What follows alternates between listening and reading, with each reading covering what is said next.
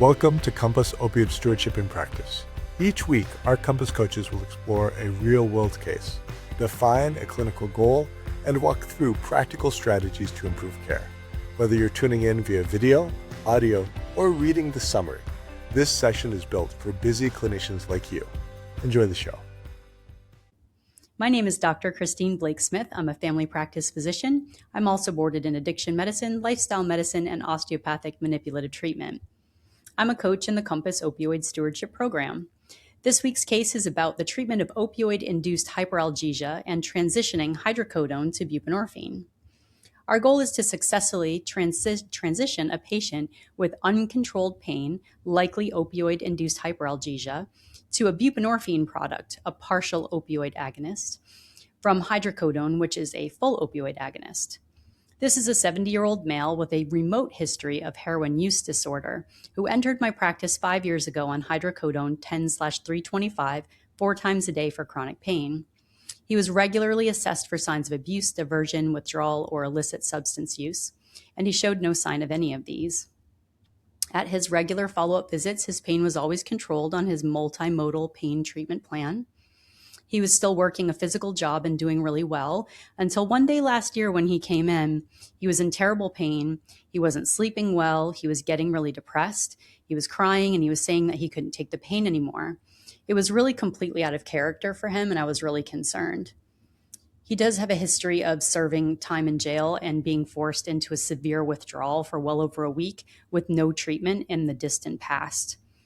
It was a really traumatic and terrible experience for him that he was afraid of ever going through again, which kind of complicated this scenario a bit for us.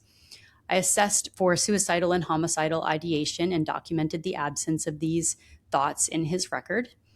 A PHQ-9 was performed and it didn't support a diagnosis of depression. The patient felt he wasn't experiencing a true depression. He was just in severe, uncontrolled pain of late. He expressed that his biggest pain issue was his osteoarthritis of the knee. But he was also suffering from widespread body pain that had been increasing for months. He didn't show any signs of acute illness.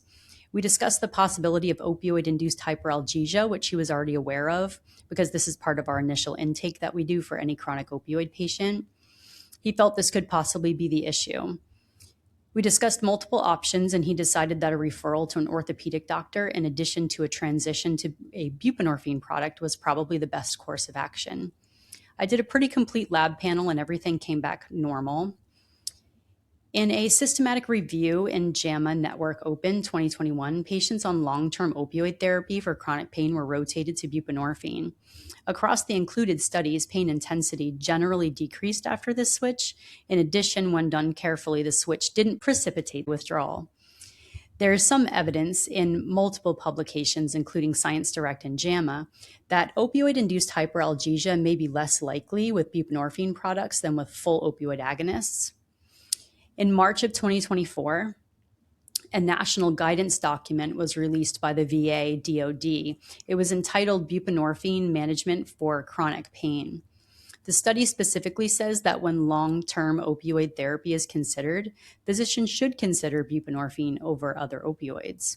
This recommendation is driven heavily by safety and risk considerations. With this particular patient's background, his history of opioid use disorder, in addition to chronic pain, new and increased all-over body pain, and a fear of opioid withdrawal, the switch to buprenorphine really made the most sense. We would also be referring him to orthopedics for other pain intervention options as well. I assured that the patient owned a naloxone prescription in case of emergencies. He had my 24-hour call information programmed into his phone. We discussed when the need to seek ER care could arise and when he might use that if needed. And we gave him options for buprenorphine induction.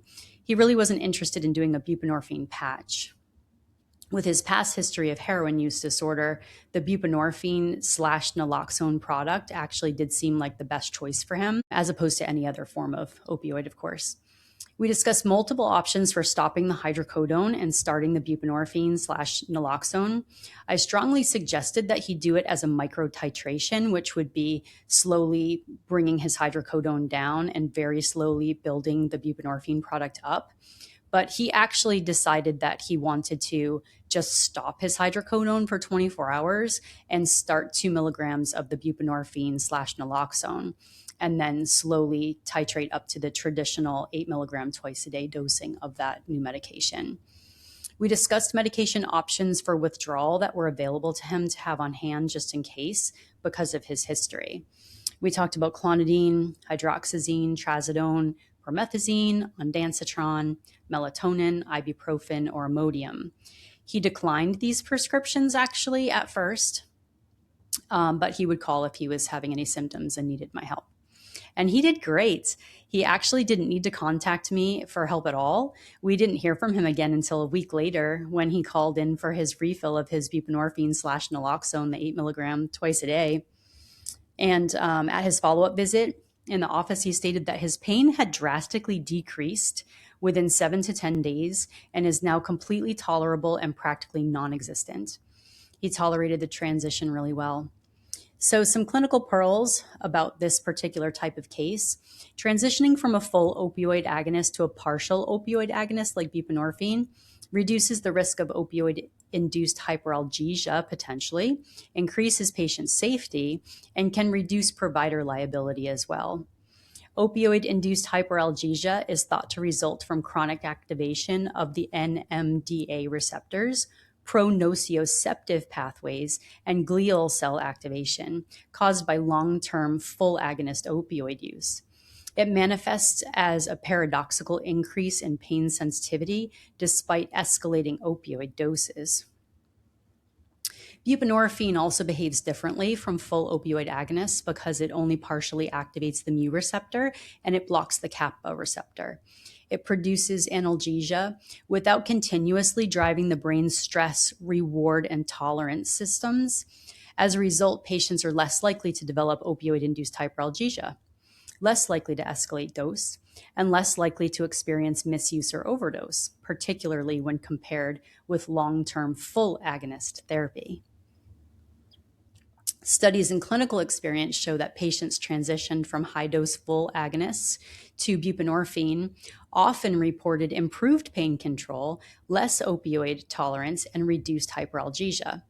This benefit is especially observed in patients with high-dose opioid treatment who show paradoxical worsening pain.